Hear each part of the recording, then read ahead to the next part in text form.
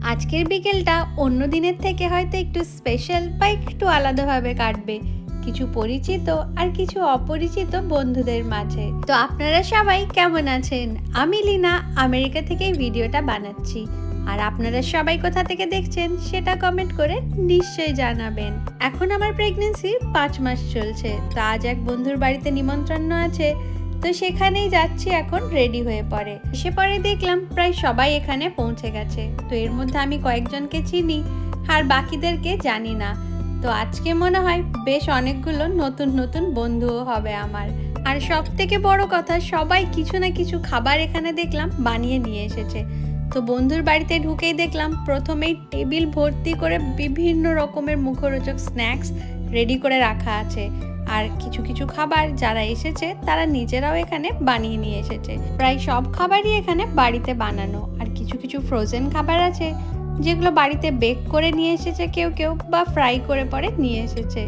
তো এখানে এসে পরে খুব ভালো লাগছে, কারণ প্রত্যেক দিনই বিকেলে সেই একই রুটিন থাকে। কিন্তু আজকে এখানে অনেক লোকজন এসেছে, তাদের সাথে তাদের মাঝে সময়টা একটু অন্যরকম ভাবেই কাটছে। আজকে এখন যে বন্ধুর বাড়ি এসেছি সে নিজেও এখন 9 মাসের প্রেগনেন্ট। কিছুদিনের মধ্যেই তার ডেলিভারি হবে। তো নতুন বেবি আসার আগে সেও চাইছিল যে সবার সাথে একটু বসে জমিয়ে আড্ডা হোক, একটা দিন বেশ হাসি খুশির মধ্যে সবার সাথে কাটুক এইভাবে। আর আমরাও এখানে চলে এসেছি তাকে কোম্পানি দেওয়ার জন্য। আজকে এখানে শুধু আমাদের গার্লস পার্টি ছিল, শুধুমাত্র মেয়েরা মিলেই সবাই আমরা এখানে বাড়িতে পার্টি অ্যারেঞ্জ করেছিলাম। তো এখন সবাই এখানে স্ন্যাক্স খেতে শুরু করে দিয়েছে। এর মধ্যে একজন এসেছে যে বানিয়ে নিয়ে এসেছিল চিড়ের পোলাও। সে এসে পরে সবাইকে নিজে হাতে সার্ভ করছে, আর বাচ্চারা তার সাথে এখানে বসেছে খেলতে। বিভিন্ন রকম খেলনা বাতি সব তাদের বের করে পরে তারা বসে গেছে খেলতে। আর অন্যদিকে আমিও প্লেট ভর্তি করে বিভিন্ন স্ন্যাক্স নিয়ে বসে পড়েছি খেতে। আর তার সাথে সবার সাথে গল্প আড্ডা তো চলছেই, একে অপরের খবর নেওয়া হচ্ছে। এই ছোট ছোট পার্টিগুলোর মধ্যেই বেশ সবার সাথে দেখা হয়, বেশ অনেকটা সময় সুন্দরভাবে কাটে। না হলে প্রত্যেক দিন সে বিকেলে বাড়িতেই থাকা হয়, না হলে এদিক ওদিক একটু হাঁটতে যাওয়া হয়, এর বেশি আর কিছু হয় না।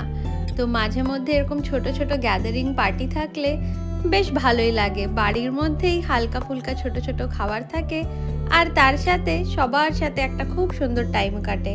তো আজকে এখানে ওরা ইভিনিং স্ন্যাক্স পার্টির জন্য ইনভাইট করেছিল, কিন্তু খাবার এত টাইপেরই ছিল যে সেটাতে প্রায় ডিনারও কমপ্লিট হয়ে গেল। এত টাইপের স্ন্যাক্স খাওয়ার পর পেটে আর আমার একটুও জায়গা বেঁচেছিল না। কিন্তু এর মধ্যেই দেখি আবার বাড়িতে স্ন্যাক্সের সাথে সাথে পাওভাজিও বানিয়েছে, যেখানে বাকি সবাই হেল্প করছে। একজন এখানে পাওগুলো সেকছিল, আর এইদিকে যার বাড়ি এসেছি সে নিজে ভাজিটা বের করে পরে মাইক্রোওয়েভে গরম করতে দিয়েছে। তো আমেরিকাতে যেহেতু সব কিছু নিজের একা হাতেই সবাইকে সামলাতে হয়, তাই যখনই কোনো গ্যাদারিং পার্টি থাকে বা কারোর বাড়িতে ইনভাইট থাকে, তো তখন সবাই একে অপরকে এখানে খুবই হেল্প করে। যেমন এখানে একজন পাওগুলো বানাচ্ছিল, তারপরে সে প্লেটে ভর্তি করে সাজিয়ে দিয়েছে যাতে ওখান থেকে সবাই নিজে নিজে নিয়ে নিতে পারে। আর ভাজিটাও একটা বাটির মধ্যে গরম করে রেখে দিয়েছে।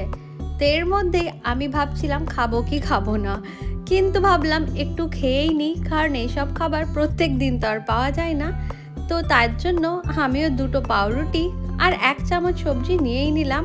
আর তার সাথে এখানে কেক ছিল বাড়িতে বানানো। তো যার বাড়িতে এসেছি সে নিজে এই কেকগুলো বানিয়েছিল, আর যেটা খেতে সত্যিই খুব সুন্দর ছিল।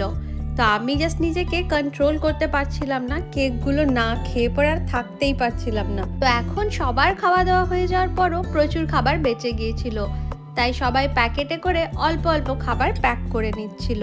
আমাকেও এখানে অনেকগুলো খাবার প্যাক করে দিল তারা। তো এরপরে অনেক রাত্রিও হয়ে গেছে, আর এরপরে আমরা সবাই এখান থেকে বাড়ি যাব।